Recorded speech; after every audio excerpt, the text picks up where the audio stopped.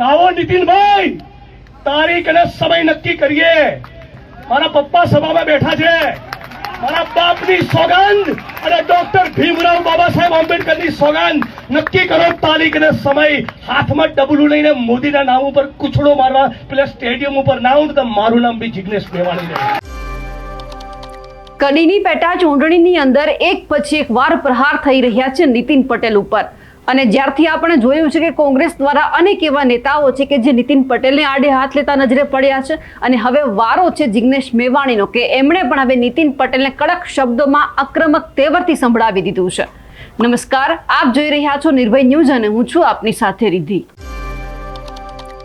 કડીની પેટા ચૂંટણીની હવે તારીખ જ્યારે નજીકમાં છે અને એ જ સમય દરમિયાન હવે પૂરજોશમાં પ્રચાર ચાલી રહ્યો છે, ત્યારે જ્યારે જિગ્નેશ મેવાણી પ્રચારમાં હતા અને જ્યારે સ્ટેજ ઉપર શક્તિસિંહ ગોહિલ પણ હાજર હતા, એ જ મંચ ઉપરથી જિગ્નેશ મેવાણી આકરા તેવર સાથે અને સરદાર વલ્લભભાઈ પટેલને મધ્યમાં રાખીને નીતિન પટેલને ખૂબ સંભળાવ્યું છે. અને એ પણ કહી દીધું છે કે જે રીતે સરદાર વલ્લભભાઈ પટેલ સ્ટેડિયમનું નામ રાખવામાં આવ્યું હતું ને પછી હટાવીને નરેન્દ્ર મોદી સ્ટેડિયમ કરી નાખવામાં આવ્યું, એ મુદ્દે એમણે નીતિન પટેલને ખૂબ સંભળાવી દીધું અને કહી દીધું કે તમે પટેલ છો તેમ છતાં કેમ ચૂપ છો.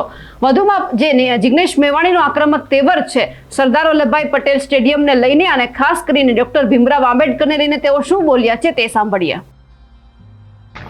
અરે આ સભામાંથી કહું છું, આ મંચ વતી કાવો નીતિનભાઈ, તારીખ અને સમય નક્કી કરીએ. મારા પપ્પા સભામાં બેઠા છે. મારા બાપની સોગંદ અને ડોક્ટર ભીમરાવ બાબા સાહેબ આંબેડકરની સોગંદ નક્કી કરો તારીખ અને સમય. હાથમાં ડબલું લઈને મોદીના નામ ઉપર કૂછડો મારવા પેલા સ્ટેડિયમ ઉપર ના આવું તો મારું નામ બી જિગ્નેશ મેવાણી છે. અને એ પણ કહું કે તાકાત નથી કે કોઈ સ્ટેડિયમ ઉપર ડોક્ટર ભીમરાવ બાબા સાહેબ આંબેડકરનું નામ હોય તો કોઈના બાપની તાકાત નથી વિચાર પણ કરે નામ ભૂસવાની. ફાડીને ખાઈ જાય દલિતો. તો તમે તમારું કેમ જમીર મરી ગયું છે નીતિનભાઈ? તમને પૂછવા માંગુ છું. અમારા હતા સરદાર વલ્લભભાઈ પટેલ અને કાયમ માટે અમારા રહેશે. બોલો ને, એક શબ્દ તો બોલો. મગનું નામ મરી તો પાડો. કેમ બકરી ડબ્બામાં આવી ગઈ છે? હે, કેમ બકરી ડબ્બામાં આવી ગઈ છે? કોને નરેન્દ્ર મોદીનું નામ ઉતારીને સરદાર વલ્લભભાઈ પટેલનું નામ લખાવા જવું જોઈએ? હું પેલો આવીશ. અમે 5, 7, 2, 3, 4 રાજ્યોમાં એફઆઈઆર ચેક નથી, બીજું શું વળી? અરે આ સભામાંથી કહું છું, આ મંચ વતી કાવો નીતિનભાઈ, તારીખ અને સમય નક્કી કરીએ. મારા પપ્પા સભામાં બેઠા છે. મારા બાપની સોગંદ અને ડોક્ટર ભીમરાવ બાબા સાહેબ આંબેડકરની સોગંદ નક્કી કરો તારીખ અને સમય. હાથમાં ડબલું લઈને મોદીના નામ ઉપર કૂછડો મારવા પેલા સ્ટેડિયમ ઉપર ના આવું તો મારું નામ બી જિગ્નેશ મેવાણી છે.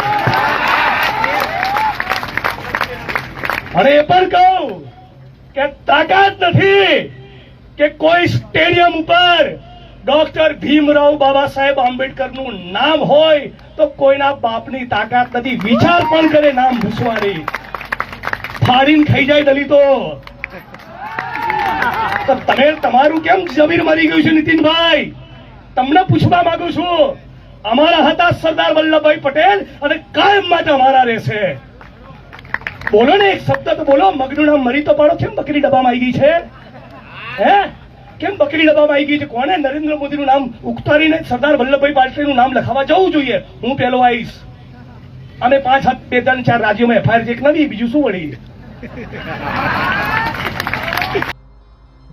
જિગ્નેશ મેવાણીએ નીતિન પટેલને આડે હાથ લઈ લીધા અને કહી દીધું છે કે ડોક્ટર ભીમરાવ આંબેડકરનું નામ જો સ્ટેડિયમ ઉપર હોય તો કોઈની તાકાત નથી કે તે કાઢી શકે. દલિતો એમને ફાડીને ખાઈ જાય. પૂર્વ નાયબ મુખ્યમંત્રી નીતિન પટેલને પણ તેમણે ખુલ્લી ચેલેન્જ આપી અને કહી દીધું છે કે મારા બાપની સોગંદ છે, તારીખ તમે નક્કી કરો. નીતિનભાઈ, સ્ટેડિયમમાં મોદીના નામ ઉપર કૂચડો મારવા ન આવું તો મારું નામ પણ જિગ્નેશ મેવાણી નહીં. આવો તેમણે હુંકાર કરી દીધો છે. એટલે આડકતરી રીતે તેમણે નીતિન પટેલને પણ ટોણો માર્યો છે અને કહી દીધું છે કે તમે પટેલ છો તેમ છતાં સરદાર વલ્લભભાઈ પટેલની જે એમનું સ્મૃતિમાં જે રીતે નામ આપવામાં આવ્યું હતું ને તમે કંઈ જ ના બોલ્યા, અને જ્યારે નરેન્દ્ર મોદી સ્ટેડિયમ બની ગયું તો તમે કેમ ચૂપ હતા? તમારા ઉપર લાંછન છે.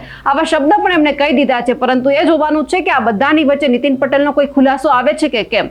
અમારા અહેવાલને લઈને અને જે રીતે જિગ્નેશ મેવાણી અને નીતિન પટેલને આક્રમક તેવર સાથે સરદાર વલ્લભભાઈ પટેલ સાથે જોડી અને જે રીતે નરેન્દ્ર મોદી સ્ટેડિયમનું નામ આપવામાં આવ્યું છે તેમને લઈને જે હુંકાર કર્યો છે તેમને લઈને આપ શું માનો છો? કમેન્ટ કરીને ચોક્કસથી જણાવજો.